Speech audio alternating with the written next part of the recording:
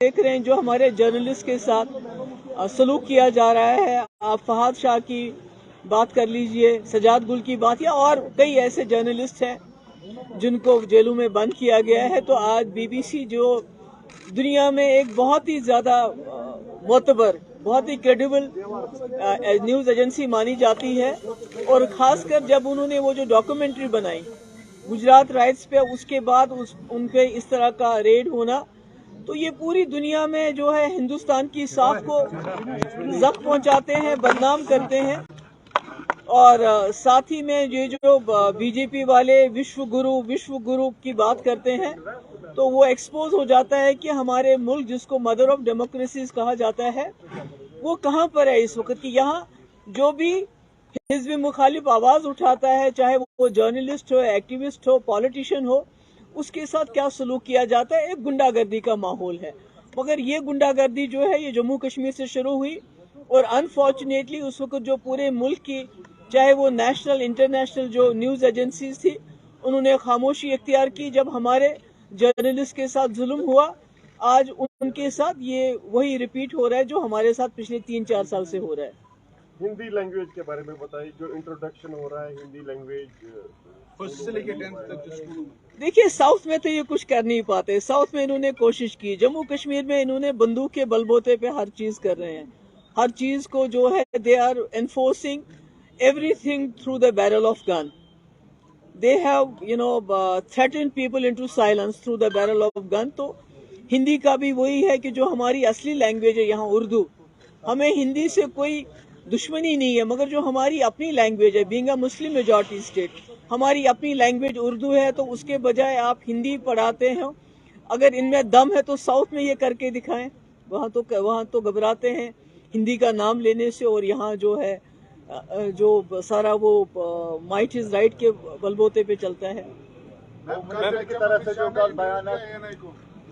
कल अमित शाह ने इंटरव्यू दिया ANI को, जिसमें उन्होंने बताया कि यहाँ पे जो इलेक्शन है वो इलेक्शन कमीशन लेगा और स्टेट पोल उसके बाद आएगा। कैसे देखते हैं आप किसकी बात करते हैं?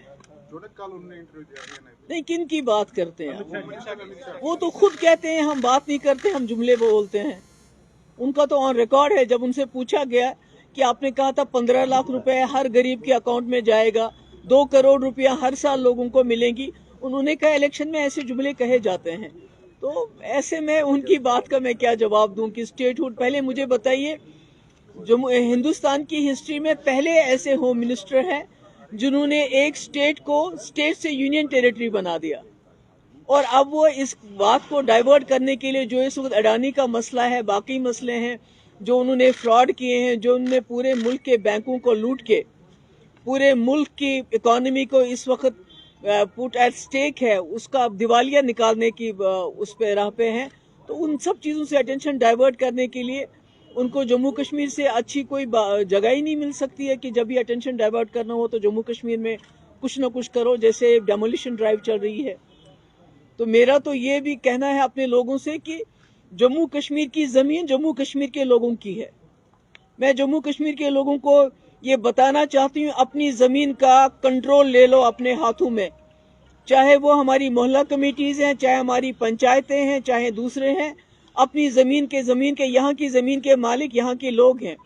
स्टेट होता है, we are a stateless people. हमारी इस वक्त कोई रियासत भी नहीं है, कुछ भी नहीं है। तो ऐसे में हमारे मालिक हमारे लोग हैं, और उनको अपनी ज़मीन का जो कस्टडी है अपने हाथ में लेनी चाहिए। इस तरह से वो हमें एनक्रोचर का नाम दे, कि नाजायज कब्जे करने वालों का नाम दे। पहले तो एंटी नेशनल बुलाते थे, अब नाजायज कब्जावर करके बुलाते हैं। हम नाजायज कब्जावर नहीं है, ये हमारी जमीन है, इस पे हमारा कंट्रोल है, और लोगों को इसका कंट्रोल लेना चाहिए। चाहे वो घास चराए हो, चाहे वो शामलियात हो, चाहे वो कस्टोडियन लैंड हो, चाहे वो स्टेट लैंड हो, ये यहाँ के लोगों की जमीन है।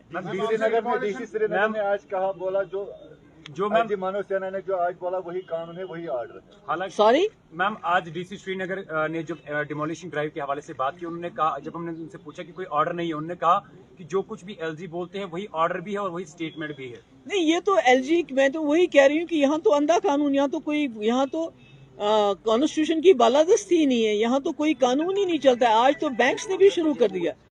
अभी तो डिमोलिशन ड्राइव ऑलरेडी गरीबों के घर तोड़े जा रहे हैं, उनके दुकानें तोड़ी जा रही हैं, सब कुछ बर्बाद हो रहा है। और यहाँ से बैंक्स ने भी शुरू कर दिया है लोगों को नोटिस भेजना कि जो प्रॉपर्टी मॉर्गेज में है उसके बारे में आप हमारे साथ फैसला करो, या पूरा पैसा दो या हम आपका जो है मकान वगैरह ले लेंगे। ये तो एक बाज़ाब्ता एक एजेंडे के तहत किया जा रहा है ताकि जम्मू कश्मीर के लोगों को इतना तंग किया जाए, उनको इतना सताया जाए कि उनके पास और कुछ सोचने के लिए वक्त ही नहीं रहे।